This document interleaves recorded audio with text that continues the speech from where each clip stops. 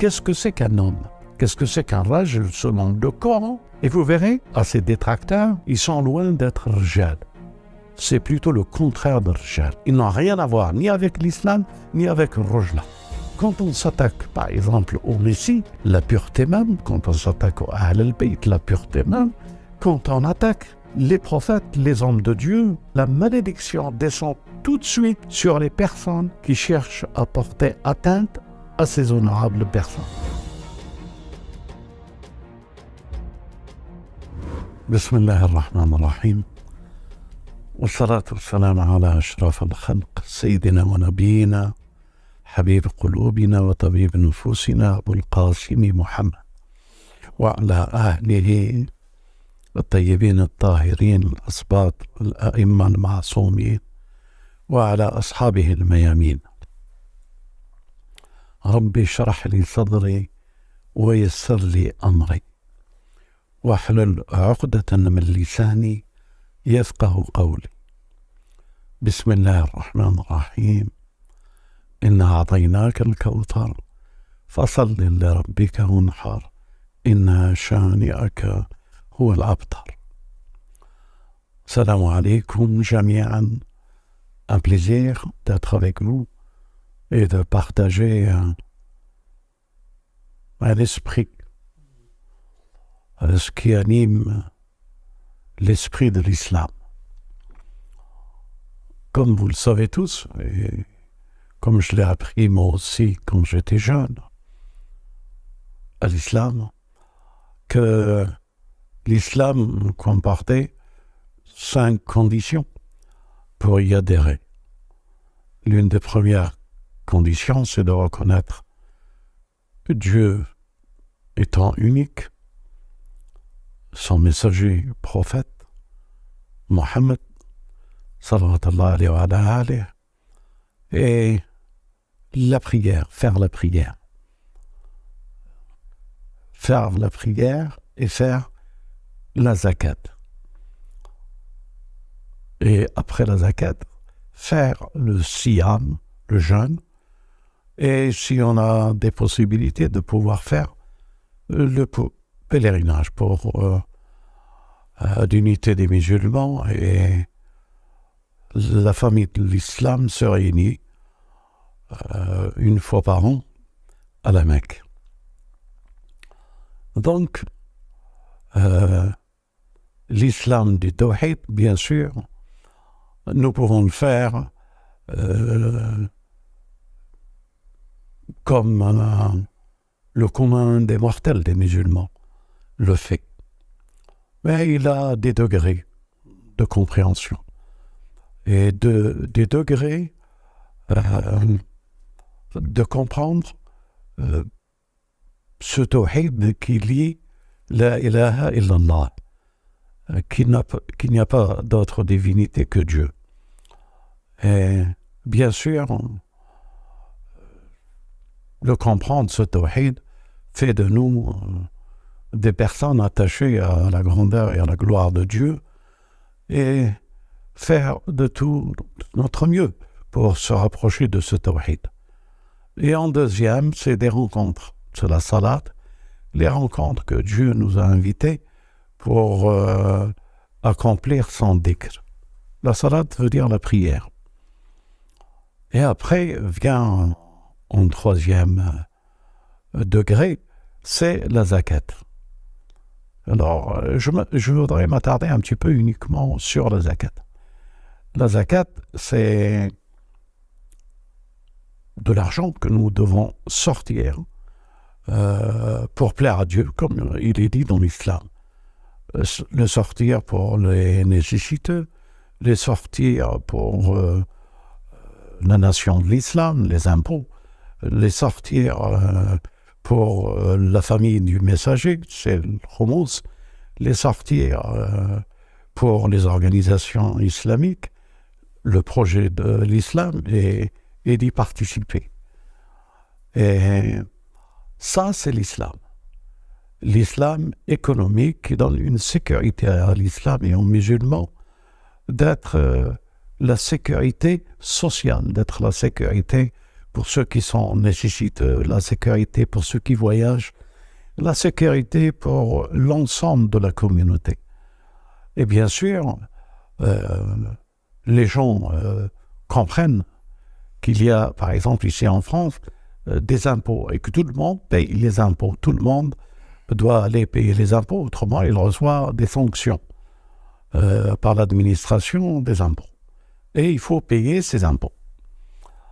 Mais quand il s'agit, surtout nous les Maghrébins, cette notion de zakat ne rentre pas dans la personnalité de chacun en pensant que nous devons sortir de l'argent pour faire en sorte que le message est parfait et accompli du devoir spirituel et du devoir matériel d'être présent économiquement dans les relations que nous avons dans la société.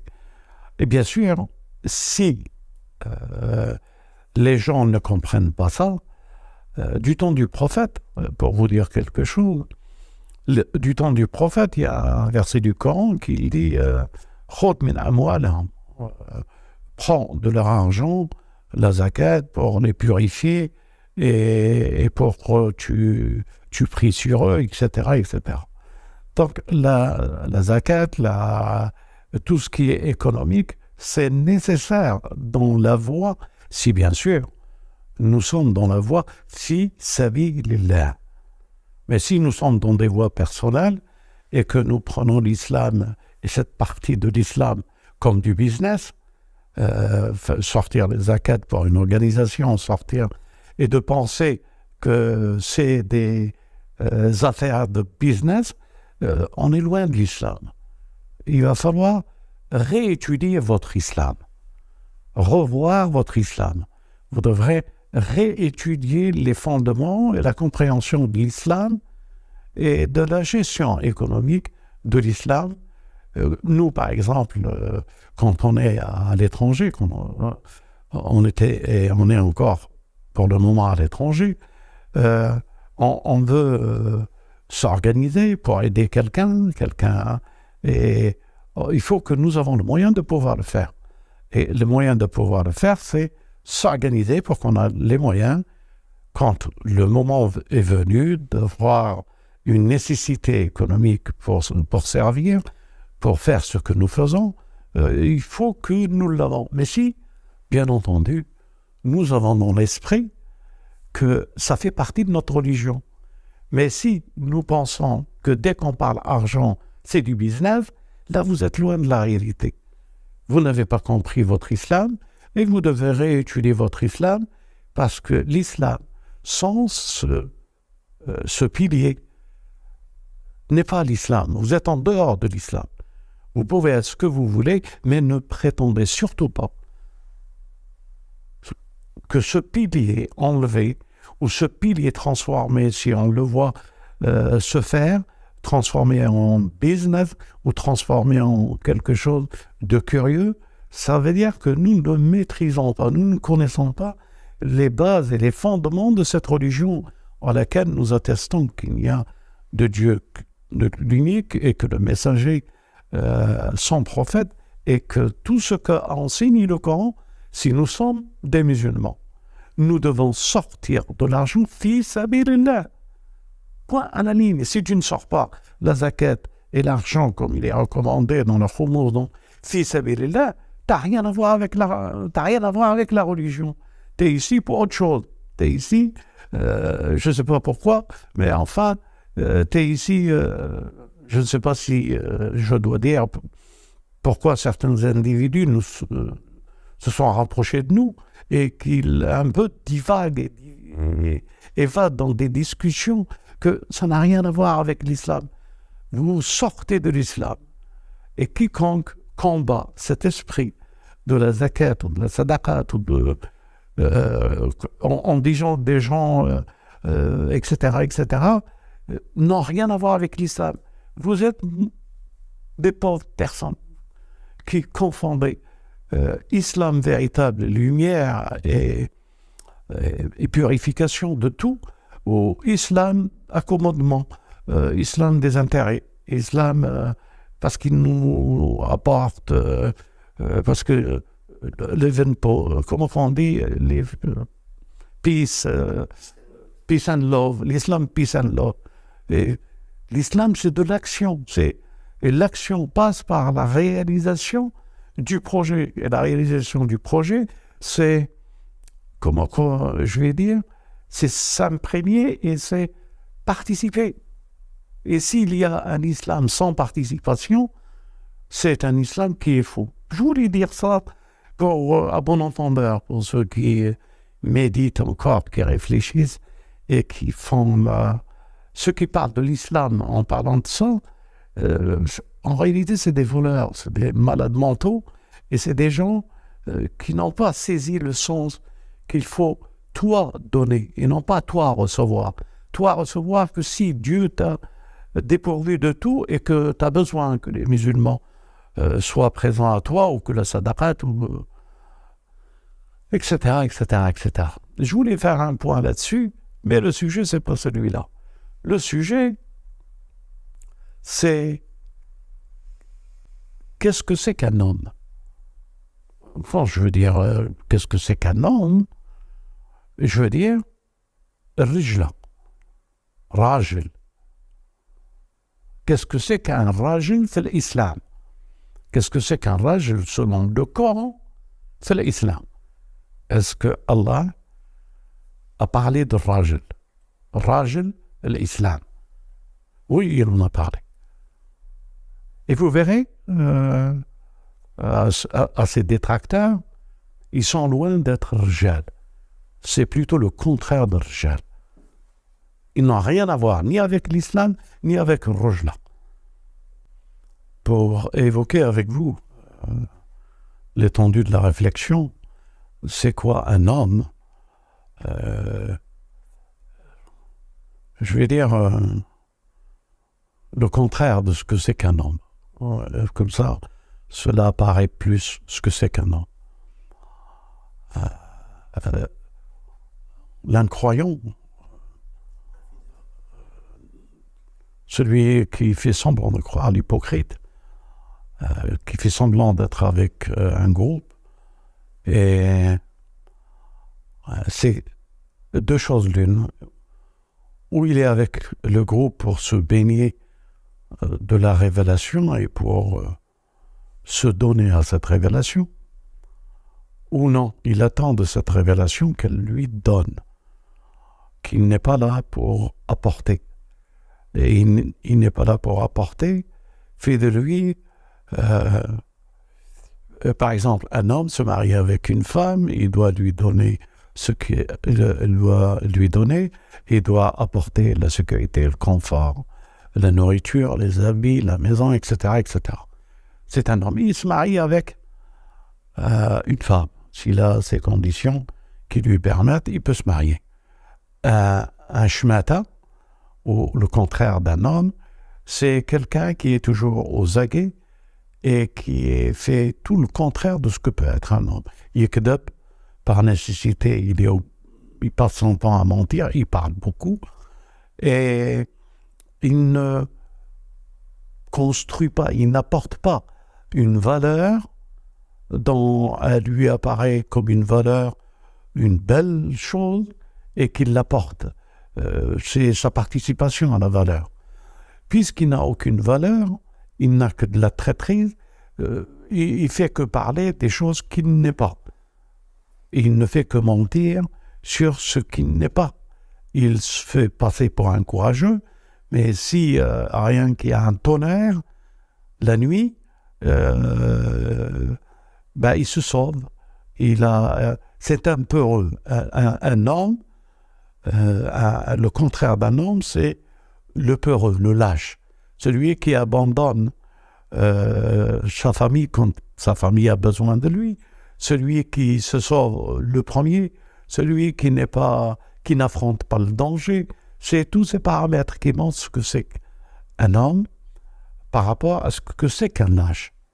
Et les gens qui ont entouré certaines idées pour, pense-t-il, y participer, sont dans le sujet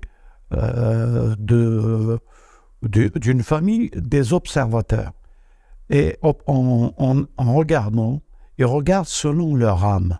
Et si leur âme n'est pas chevaleresque, n'est pas courageuse, ils ne voient que de la traîtrise, que du complot, que du business. Ils ne sont là que pour prendre. Ils sont pas là, pas pour mettre la main dans la poche et participer, ils sont là pour recevoir. Et quand ils ne reçoivent pas, ou quand ils ont une définition de ce qui n'est pas la participation, et qu'ils ne se sentent pas, parce que l'éveil a fait que comprendre la lâcheté des autres, se sentent découverts, se sentent mis à nu devant cette vision-là, ils se rebellent et ils calomnient, ils mentent et ils cherchent à voler.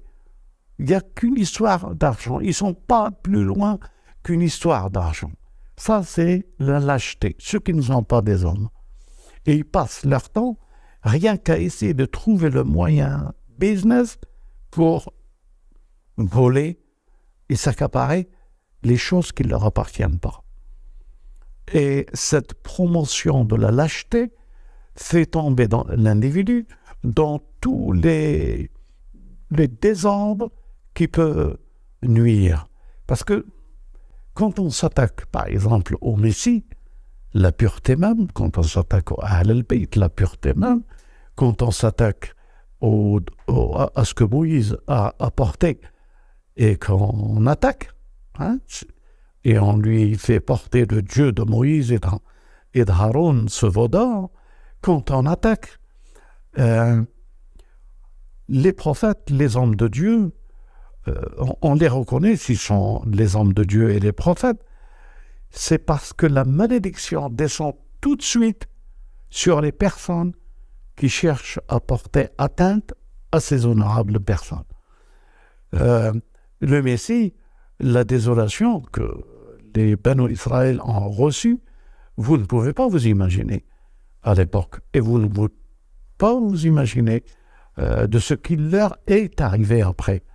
Et après Moïse, vous ne pouvez pas vous imaginer ce qui est arrivé aussi au Banu Israël. Vous ne pouvez pas vous imaginer ce qui est arrivé à Salah, à Qawm Lot. Vous ne pouvez pas vous imaginer.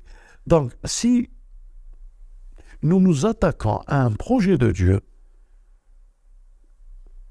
par la lâcheté, par s'associer avec les ennemis de Dieu pour porter atteinte à l'honneur de l'islam et de ceux qui représentent ou ceux qui marchent en nom de l'islam et qui ont une histoire dans l'islam, ne peut qu'apporter préjudice pour eux, pour leur famille. C'est Zarri'a, c'est comme le verset il dit, c'est un arbre maudit. Ils viennent d'une racine maudite. Ils sont la personnalité maudite. Et c'est ça, ces personnes-là, ils sont le contraire des hommes. Maintenant, je voudrais vous parler, selon le Coran, qu'est-ce que c'est qu'un homme? J'ai choisi, soyez patients avec moi, la sourate La Lumière. Donc le verset commence par la lumière. Mais quel rapport la lumière a avec l'homme? Allah est la lumière des cieux et de la terre. Sa lumière est semblable à une niche où se trouve une lampe. La lampe est dans un récipient cristal, et celui-ci ressemble à un astre de grand éclat. Son combustible vient d'un arbre béni, un olivier, ni oriental ni occidental, dont l'huile semble éclairer sans même que le feu le touche. Lumière sur lumière, Allah guide vers sa lumière qui il veut. Allah propose aux hommes des paraboles et Allah est omniscient. Le verset continue en parlant des hommes. Lumière, homme. dans des maisons qu'Allah a permis que l'on élève son nom, où son nom est invoqué, le glorifiant matin et après-midi. Donc, il existe des maisons où on glorifie Dieu. Et ce sont ces hommes de la lumière qui se rassemblent dans des maisons pour le glorifier. Des hommes que ni le négoce, ni le troc, le business, ne distrait de l'invocation d'Allah, de l'accomplissement de la salat et de l'acquittement de la zakat, et qui redoute un jour où les cœurs seront bouleversés, ainsi que les regards. Si je vous cite ce verset qui est cité dans le Coran, la sourate La Lumière, et qui nous parle au commencement d'une niche et de la lumière, l'homme représente la lumière de Dieu. Rijal représente la lumière de Dieu. Elles ne représentent pas les ténèbres. Et qu'est-ce qu'ils font ces hommes? Lorsqu'ils prennent conscience, ils édifient un lieu où ils se réunissent pour invoquer Dieu et partager le message entre eux. Et ils partagent ce message. Mais quand ils se réunissent, quand ces gens-là sont ensemble, il n'y a pas de négoce, il n'y a pas de business qui les rassemble, qui les préoccupe, qui ne parle pas de business, qui ne parle pas de commerce. Leur cœur est attaché à Dieu, et à Dieu, ils l'invoquent. Ce sont les hommes, ce sont que Dieu a donné la hauteur de l'homme, c'est sa lumière. Et sa lumière correspond à ce qu'il fait, dans quelle intention il le fait, avec qui il s'assoit, avec qui il se rassemble. Et quand ces hommes se rencontrent, le négoce, le business, le troc, ils ne l'évoquent jamais entre eux. Ils ne parlent que de Dieu. Ils font la prière et ils font la zakat entre eux. C'est eux. Donc, où sont les hommes? Où sont les hommes de la lumière? Les hommes de la lumière, comme vous le savez tous, ils ont quelque chose qui les définit par rapport aux autres lâches. Ils aiment la justice. Ils disent ce qui est vrai. Ils combattent ce qui est mal. Ils promouvoient toujours la vérité.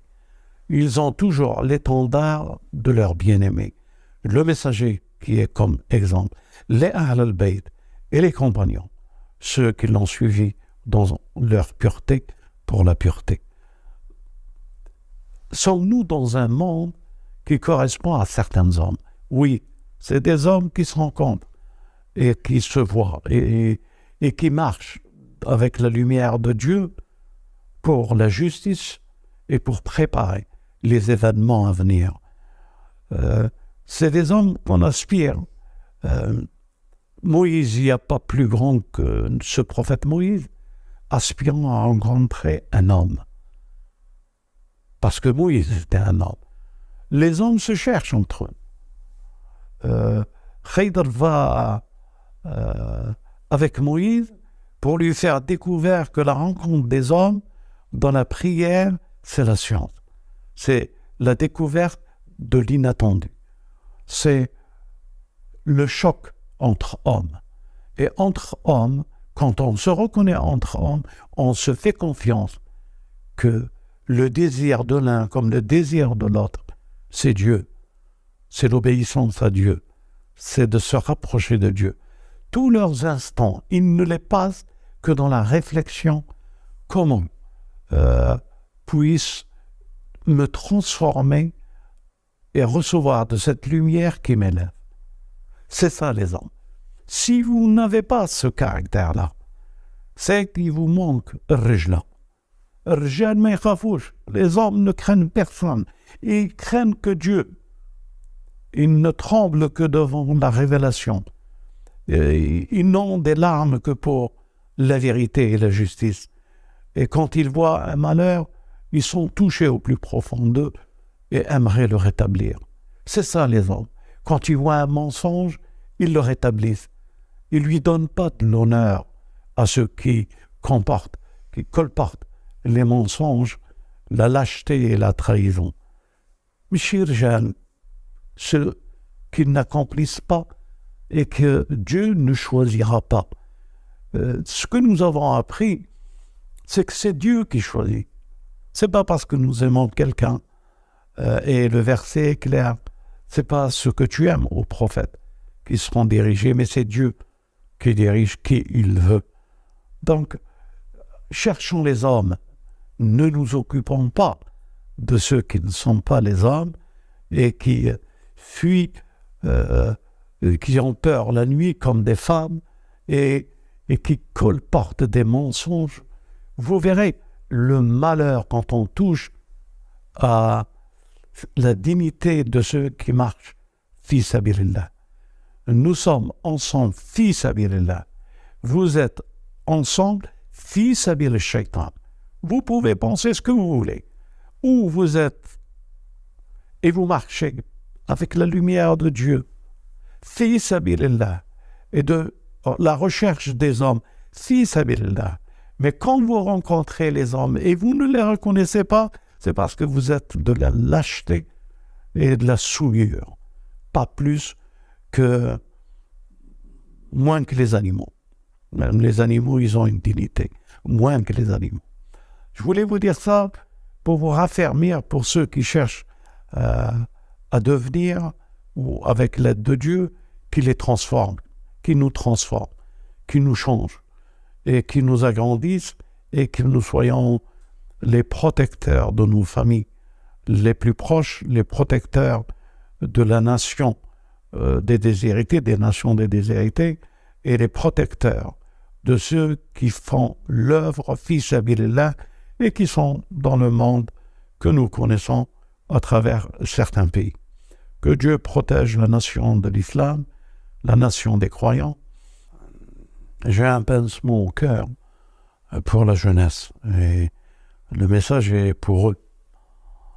La jeunesse est divisée. On l'a divisée avec la famille. Les jeunes ne s'entendent plus. La fille, elle part à gauche, le garçon à droite, et chacun est divisé. Et parce qu'ils n'ont pas de repères. Ils n'ont pas une famille solide. Et Iblis, c'est son combat, c'est rentrer dans les familles en essayant de mettre tout son possible comme arme de contagion pour diviser les familles et les contradictions. Le père devient contre la mère devient contre le père, le fils contre la mère, la fille contre... Et ça fait un monde obscur que nous découvrions.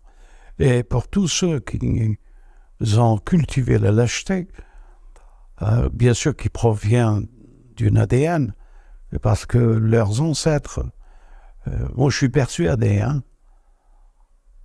ces personnes qui correspondent à la lâcheté ou au déshonneur, c'est tous des enfants, des descendants de ceux qui ont combattu la vérité de l'islam.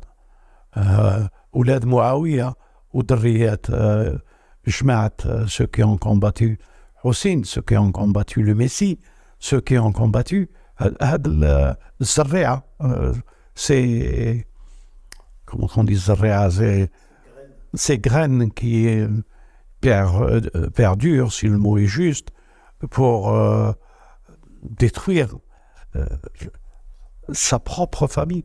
Comment on peut le faire? Et je suis un peu peiné pour les enfants dans un monde pareil. S'ils étaient dans un monde où ils sont bien encadrés, où il y a l'adhan, où il y a quand même un ensemble qui peut se permettre de se confondre et d'être protégé par là au moins, c'est un apaisement. Mais dans un monde pareil, par exemple, ceux qui sont contre la réalité et la vérité de l'islam, je plains leurs enfants. Je plains leurs enfants. Comment voir la contradiction du père et de la mère et ne pas leur donner l'épanouissement d'une vraie, solide, basée sur la famille de l'islam. La famille de l'islam, la famille chrétienne, la famille juive, la famille bouddhiste, parce qu'ils ont, ces familles-là, les quatre, ils ont quelque part un peu d'honneur et une bonne éducation. Mais les autres, les paumés, ceux qui... j'ai de la famille qui sont des enseignants. Le déséquilibre qu'il y a dans la jeunesse et les enfants, ou ceux qui vont à l'école, ils ne vont plus à l'école pour apprendre. Ils vont à l'école pour se battre ou pour insulter le professeur ou toute la haine qui véhicule, qui fait de ces enfants des délinquants. Et parce qu'ils n'ont pas une famille, parce qu'ils n'ont pas la sécurité d'une famille. Je ne sais pas combien d'enfants j'ai eu dans mon environnement proche et qu'ils s'épanouissaient ensemble, ils vivaient ensemble, ils se voyaient ensemble, ils jouaient ensemble, ils étaient épanouis ensemble, ils avaient un idéal, un sens à la vie. Et ça les maintenait, ça les renforçait. Ils rentraient le soir, après la prière, la joie d'être et de faire partie de la famille et être encadré par la sagesse, par la lumière, par la prière, par la zakat, par la fraternité. Et je plains les enfants et je plains les gens qui ne sont pas des hommes.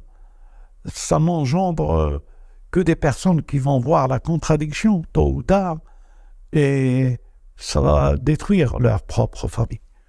Un enfant qui voit son père mentir ou son père voler, comment veux-tu qu'il a une base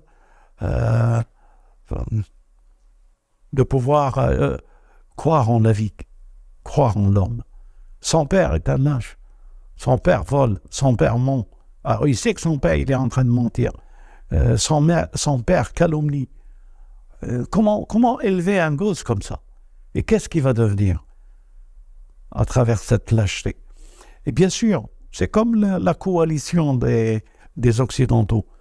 Ils se cherchent entre eux, les lâches. Et ils se renforcent entre eux dans leur lâcheté. Et ils essayent, mais leurs enfants, observant cela, entendant le contraire de tout ce qu'ils ont entendu comme principe dans l'islam, de l'honneur, de la sécurité, de l'amour. Quand on faisait Laylat al-Qadr, à la fin de Laylat al-Qadr, tellement que nous étions épanouis, tout le monde s'entrelaçait d'amour et de fraternité. Mais où est-ce qu'ils vont trouver ça? Les enfants. Où est-ce qu'on va trouver quelqu'un qui les enlace avec amour et avec un projet d'amour? Ils vont trouver ça dans leur monde de folie. Je suis triste pour eux et je prie Dieu pour protéger ces enfants qui sont dans les familles égarées. Endurance, courage et détermination. Alhamdulillah. Wassalamu alaikum wa rahmatullah.